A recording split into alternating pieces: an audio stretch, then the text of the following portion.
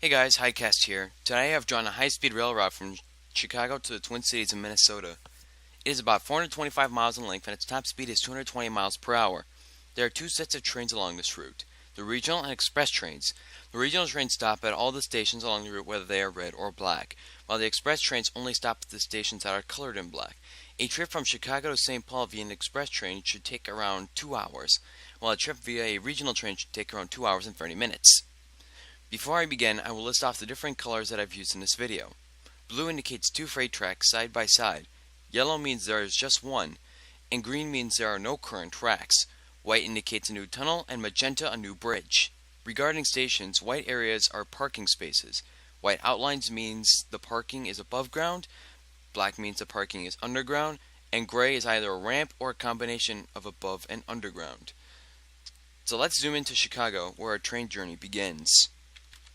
Our train begins its journey here in Union Station. The train heads out of the station, slowly accelerating as it turns the curve here and heads on the straighter track. However, the train doesn't go that fast through the area because of some railway crossings. I plan to close a few of these roads and remove the railway crossings, but I don't want to remove all of them because I know there is some traffic here in the area that would need to get through. Other than this area and Plankinton Avenue in Milwaukee, the entire high-speed railway will be grade separated. Now we start heading further north as we make our way onto the C&N subdivision that is owned by Canadian Pacific. On the C&N subdivision, the freight and the high-speed railway would be on separate tracks that would all be grade separated. The grade tracks are the freight tracks that Canadian Pacific and Metro would run on. The tracks in black would be reserved for high-speed trains.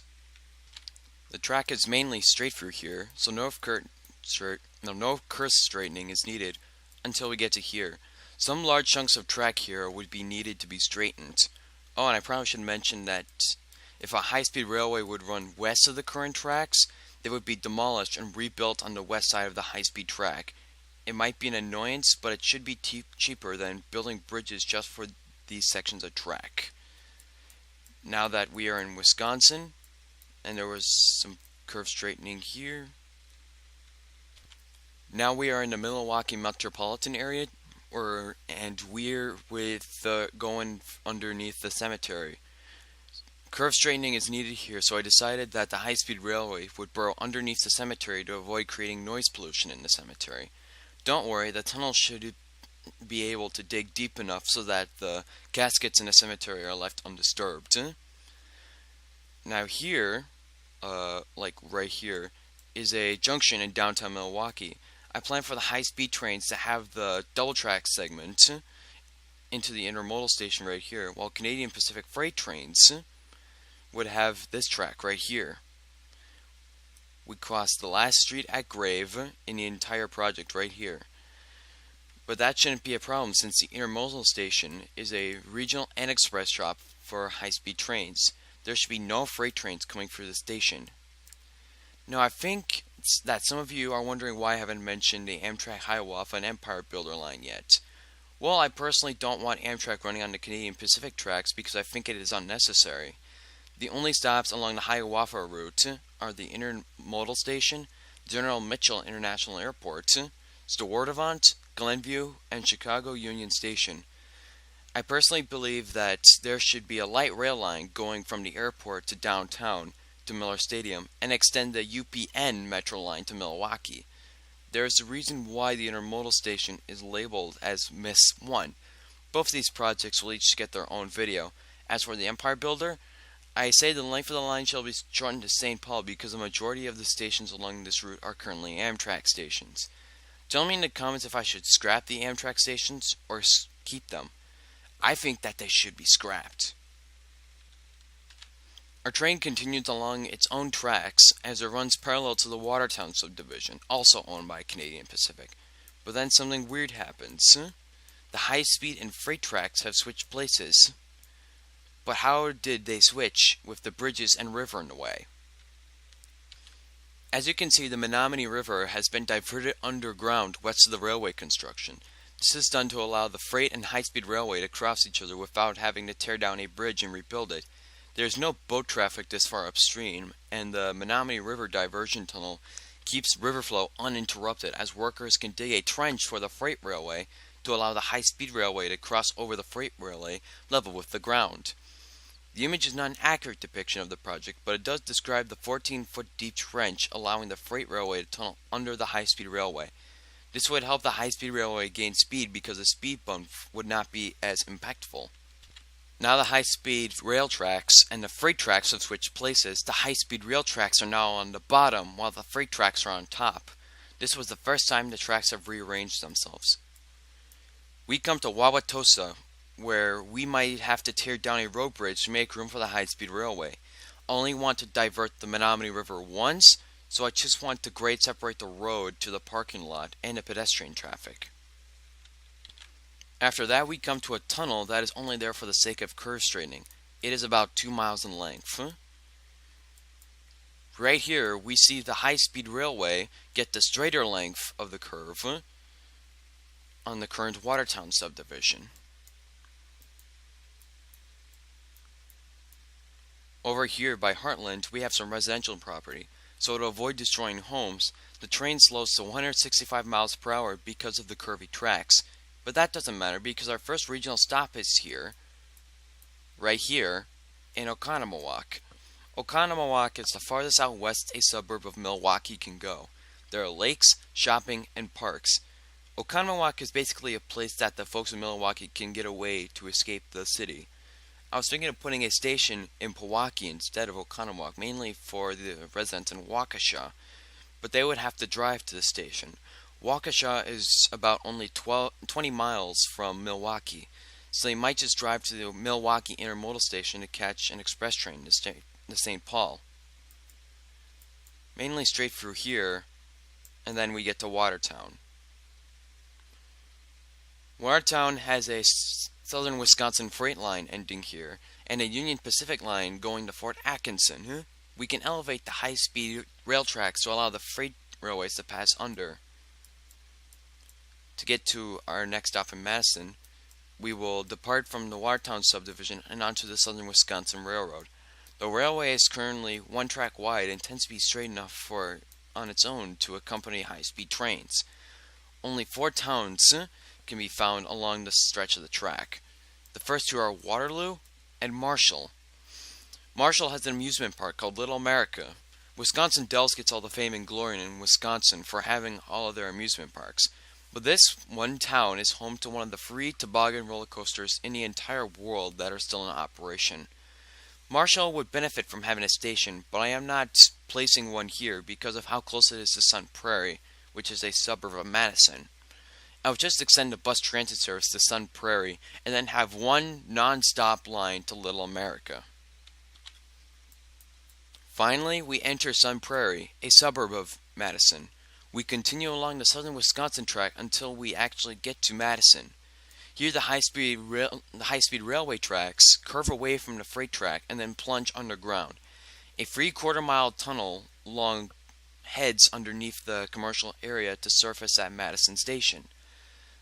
The fields here would make a large amount of parking space. The platform is not at ground level. Instead, it sinks into a trench not only to reduce noise from trains, but because the high-speed railway is in a trench for the next mile and a half. The tunnel right here is actually a trench, but has the runways and the airport run across spots over the trenches. I thought that there was no reason to dig deep enough for the trench to become a tunnel, so I just decided to dig the trench to cut costs. However, we can't shut down the airport to allow construction to progress. So the railway might be deeper than I want it to be to allow planes to use the runways. Unless we find a way to bridge the gap, construction will be complicated and expensive. After we leave the trench, the railway joins a Canadian Pacific Railway to Portage on the right side of the tracks. The entire railway is just one track wide and heads through various rural areas. Some curve straightening was necessary along this route, and by Arlington, right here, the high-speed railway diverts west of the town and rejoins the left side of the freight tracks, just south of Poynette. Yeah, I think it's pronounced Poynette. I didn't look up the definition like I did for other towns. Entering Portage, the high-speed tracks change sides and is now located south of the freight tracks. Portage currently has an Amtrak station. However, I plan not to keep it since it is too close to Wisconsin Dells, where the next stop will be. The station also has the lowest ridership in and out of all Amtrak stations in Wisconsin, so I don't think Portage residents would miss it. Curve straightening here is a weird thing. This is probably the most difficult curve straightening I have ever done in this project. The curve, like right here, is so tight that the train would have to slow down to a much slower speed, probably around 60 miles per hour. It can get a little bit faster later on. I don't want to destroy homes here. I have some curve straightening here to try and get the high-speed train to 100 miles an hour. There shouldn't be anywhere else along this project where the train would go this slow. Some more curve straightening out of Wisconsin Dells, like right here.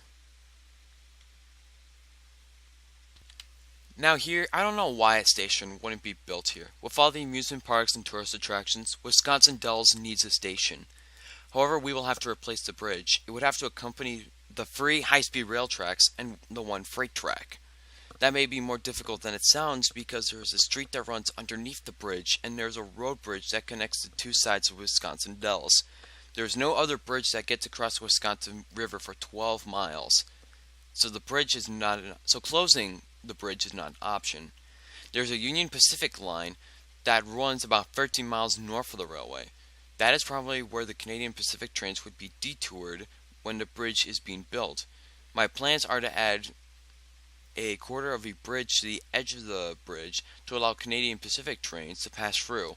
Then we demolish the century-old structure and build off the bridge that we just built to accompany 3 high-speed tracks. Apart from this curve straightening right here, the section of line is mainly straight enough for high-speed trains.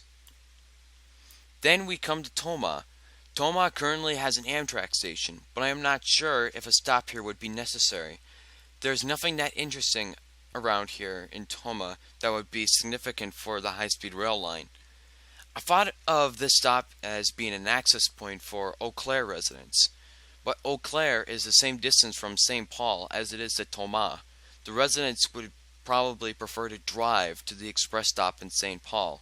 This area may be good for business since Interstate 90 and 94 come together just east of Tomah, like right here, but not tourism of any large scale. I would actually put the station in Sparta west of Tomah, but Sparta is only 22 miles away from La Crosse, where my next station would be. The train journey time could be cut down to make up for the speed bump in Portage if a station was not placed in Tomah.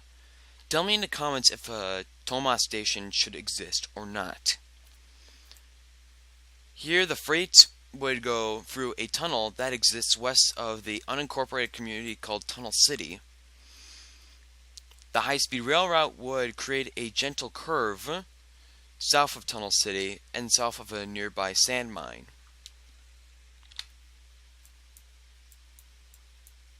Come through here, Fort McCoy's right there.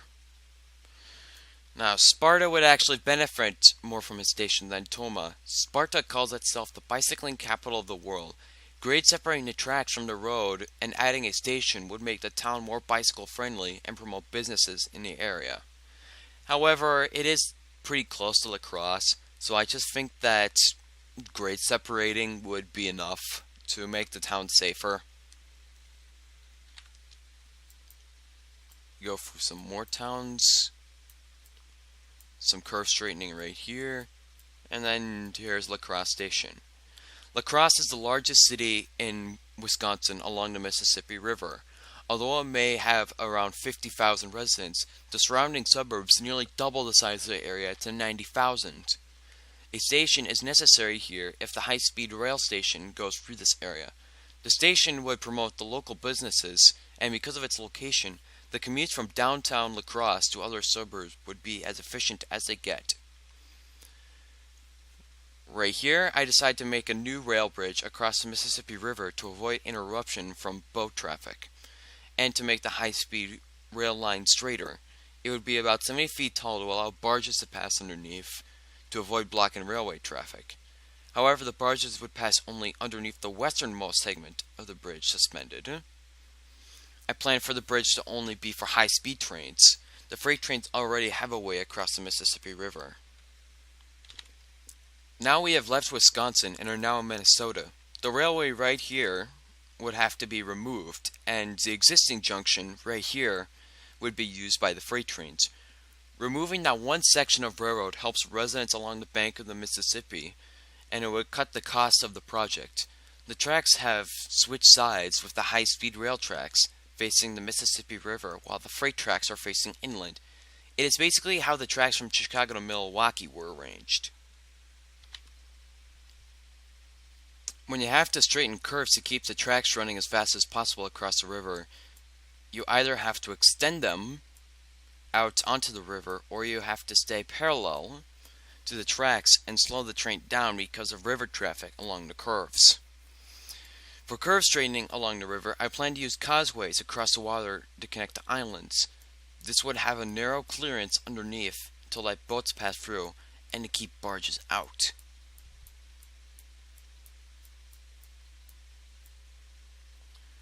Once we come to Winona, we see two lines. The curvier line, right here, is the route I plan to send freight trains through. The freight trains will pass underneath the high-speed rail tracks to head north of them. I have made it into a section of track that is 2 tracks wide. The straighter railway is for the high-speed trains. Winona Station will take place of the current Amtrak station located here. With the freight railways gone, the lane that the train will be on will have lots of space for parking and retail. Winona State has both its east and main campuses on opposite sides of the station, making the location convenient for college students, which are most likely to use the high-speed rail station since they most likely do not own a car. As we head out of Winona towards the town of Goodview, the tunnel becomes a bridge to cross underground and heads underneath Lake Goodhue. Then the tunnel actually becomes a bridge. Sorry, I kind of messed up there. To cross the valley to then become a tunnel again to the surface on top of the valley. The tunnel is the longest, most expensive, and the hardest to draw in the entire project. I could not decide whether or not to draw a super long tunnel with rapid elevation changes or to have a bridge across the valley with tunnels connecting to the railway line at ground level. Why are we going this way when we could continue following the river subdivision to St. Paul? Well, I'm heading towards Rochester, which is 40 miles away. There's a lot to say about it and why it needs a high-speed rail station. So we will talk about it when we get there. As you might have noticed, I'm not running along the existing Canadian Pacific Waseca subdivision. The reason why is because... Oh, sorry, I messed up again. The reason why is the subdivision goes through various small towns that are too small and maybe too close to Winona or Rochester to have a station. If the railway were to head through the towns, opposition would be fierce with the support of the population of the towns. Curve straightening is difficult as some parts of the line, like the valley that we just crossed, are impossible to straighten the curves. Heading north of the towns makes the line completely straight and not costly to build. The company or government building the railway could make a deal to buy the land and sell the land where the high-speed railway would not be built back to the farmers. This would make the line shorter and easier to build versus going through towns that would be more affected by noise pollution, sound barriers, and elevated railways blocking views, and other problems associated with high-speed rail. Of course, the farmers might not agree as easily. Some of these farms might be valued greatly on a personal level. Buildings may have to be removed or demolished to make room for the railway. We can fix this by giving the people that live in between Rochester and Winona a choice. Either they have the railway run along the Waseca subdivision through the various towns, or to have the railway run north of the Waseca subdivision through the countryside. This is how we get the towns on our side. The overwhelming support of the people in these towns would have the railway go through the countryside. Just outside of Rochester, the high-speed and freight railways run side by side as they make their way into Rochester. the elevated railway would make its way over streets in this neighborhood right here called Eastern East Shore Pioneers. It's not showing up. There it is. And it would cross the southern fork of the Zambroda River into downtown, where the stop is located on the northern edge of downtown Rochester. If you know a thing or two about Minnesota, you most likely have heard of the world's renowned Mayo Clinic. The Mayo Clinic is the real government of Rochester. It runs Rochester's economy, employs 64,000 people, making it the second largest employer in the entire state of Minnesota, only to its own government.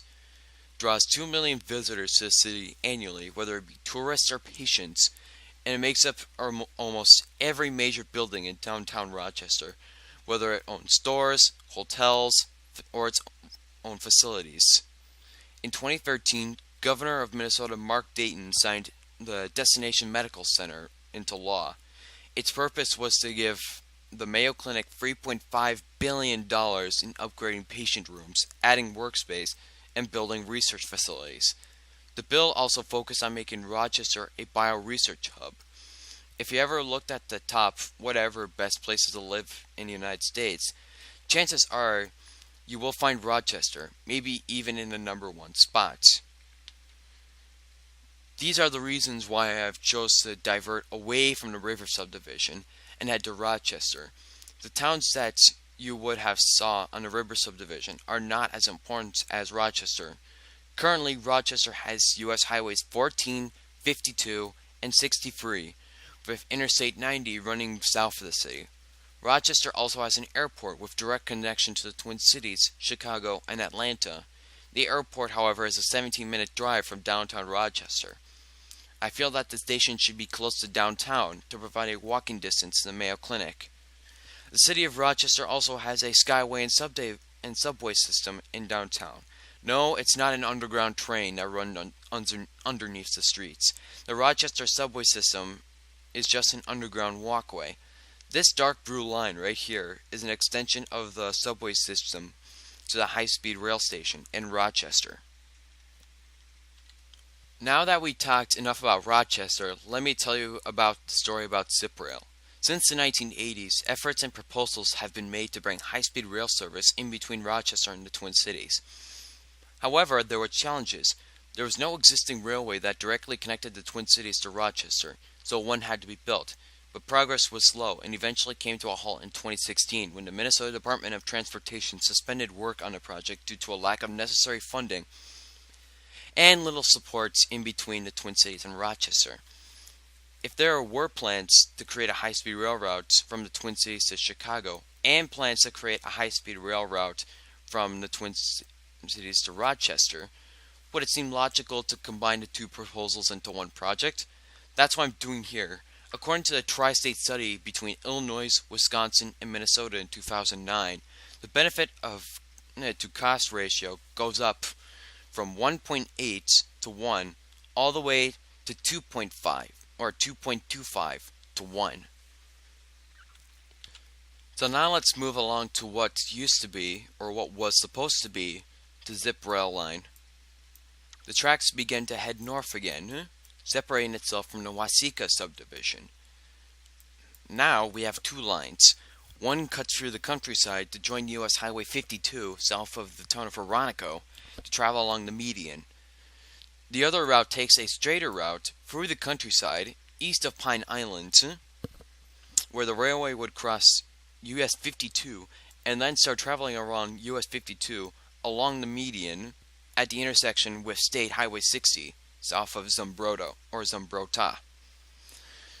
I prefer the straighter route so that it doesn't have to go through Oronico or Pine Island. US 52 has a sharp curve in Pine Island that would be hard to navigate for high-speed trains. I want trains to go as close to their top speed of 220 miles per hour as they can.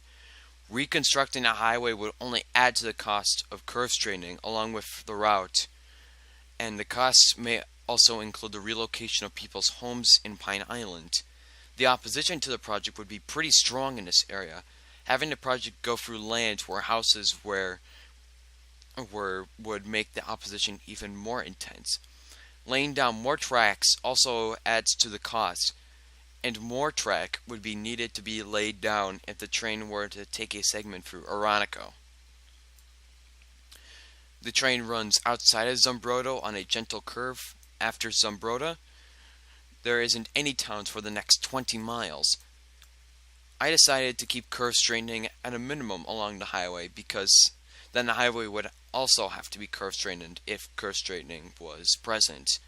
I don't want the highway or railway to be elevated to keep costs down, so I plan to help build bridges across the highway where they are necessary to avoid cutting roads in half.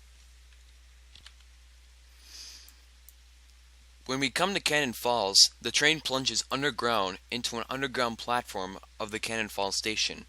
I was too lazy to draw a white tunnel because the station is located around 5 miles away from the midpoint between Rochester and St. Paul. So in order to draw it, I had to delete a portion of the drawing and then redraw it. The station will have elevators descend into the sides of the highway to access the underground platform. Why am I building a station here? Well, the opposition group Citizens Concerned About Rail Line, or CCARL, has the center of their activities located in Cannon Falls, mainly because of its location. If a station were built there, the opposition groups would be forced to relocate their efforts to some other place such as Zumbrota. Cannon Falls is also located in between the towns of Red Wing and Northfield, both with populations over 15,000. Support from these areas would help the high-speed rail project survive. The city of Cannon Falls itself could achieve a boost to its local economy and a population boost. Apart from its location, the town has some tourist attractions. William Colville is a hero in the Battle of Gettysburg, is buried in the Cannon Falls Cemetery. This led to Calvin Coolidge to visit the town to dedicate the memorial in 1928, and Barack Obama visited the town to kick off his re-election campaign in 2011. The Pachyderm Recording Studio, where famous bands like Nirvana recorded their music, is located 3 miles northeast of the Cannon Falls station. The city also has parks, rivers, and a western end of the Cannon Valley Trail for cyclists. Cannon Falls and Oconomowoc may be entirely different cities, but Cannon Falls is the same distance from St. Paul as Oconomowoc is to Milwaukee. Cannon Falls is mainly straight, and Highway 52 is basically straight enough to accompany it. We finally exit the highway median in the town of Inner Grove Heights. We have reached the Twin Cities metropolitan area. These two railways that you see right here are owned by Union Pacific. The high-speed railway curves a bit before going in between the railways. Here we have a dilemma. I have to keep this area completely grade separated. However, we have 2 drainage pits right here that may be filled with water. So we will have a hard time digging. We can't touch the 494 bridge or else the budget goes up by like a couple $100 million and a road passes underneath it. If we were to cut off the road, these buildings would not have access to the road infrastructure to the outside world. I have come up with an elevated segment of railway to move through this road infrastructure. Or, sorry, I meant industrial district. I don't know if it is a good idea or not, but something has to be done to fix this. Crossing at grade may be the best option to sort out this complexity, since that's the best option for me, in my opinion.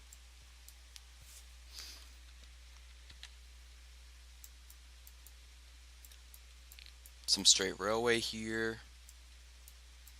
Then we come right here.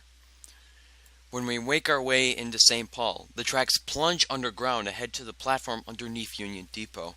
I would have had went above ground, but I would have to grade separate the railway from the road from this section. And I would also have to, reconstruct the bridges. I would also have to make them high enough to let river barges underneath the railway, because this Union Pacific bridge right here isn't high enough for that to happen. So I thought of going underground, but there's also a problem with that. St. Paul sits on top of the St. Peter sandstone, and there is a small amount of it underneath all of St. Paul. Sandstone is weak, so weak that it can be mined with a fire hose. Combine the fact that we are tunneling underneath the Mississippi River, we might have to get clever with our engineering, or we would have to create platforms for an end-of-the-line station above ground and keep barge and rail traffic interrupted all the time. St. Paul has 4 underground platforms arranged in the shape of a fork head with 2 prongs. What I am planning on doing is construct the platform underground first, bore the tunnel section that doesn't go underneath the Mississippi, carve a cavity in the sandstone, place a submerged section of tunnel in between the station platform and tunnel, weld them together, bury the tunnel, then cut the caps of the submerged sections of tunnel, the platform, and other sections of tunnel. So that is my high-speed rail proposal from Chicago to the Twin Cities. I am dedicating this video to WebU, who inspired me to create my proposals and post them on YouTube. This drawing also takes heavy inspiration from him. I have been drawing infrastructure on Google Earth for a few years, but this is the first time I have ever recorded a presentation on one. If you haven't already, go check out his channel. He could use some attention. As for me, leave a like if you enjoyed. If you want more of my content, subscribe to my channel. Until next time, this is Highcast Transportation, signing off.